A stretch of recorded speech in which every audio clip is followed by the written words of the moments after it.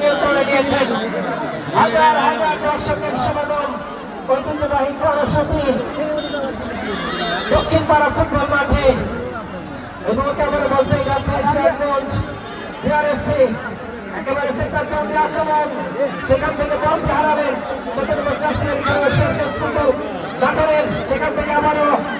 বলটাই যাচ্ছে লক্ষ্মণবাগের খেলোয়াড় সিরাজগঞ্জ ফুটবল দলের 17 নম্বর জার্সি খেলোয়াড় মারুফা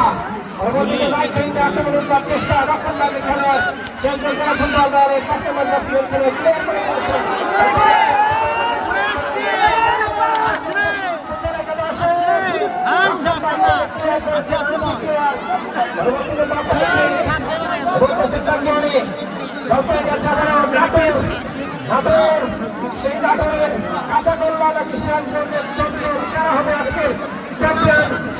অপেক্ষায় হাজার হাজার দর্শক ঐতিহ্যবাহী করসতী মাঠে রেফারি রেজাউল করিম খোকন বাঁশি বাজিয়ে জানালেন সেটপিসের মাধ্যমে খেলা শুরু হয়েছে এবং বলতে যাচ্ছে আবারও নাটোর নিজেদের পক্ষ থেকে বল বাড়িয়েছিলেন ভূমিকা আসলে বল চলে এসছে পূর্ব 500 রেখা অতিক্রম করে মাঠের বাইরে।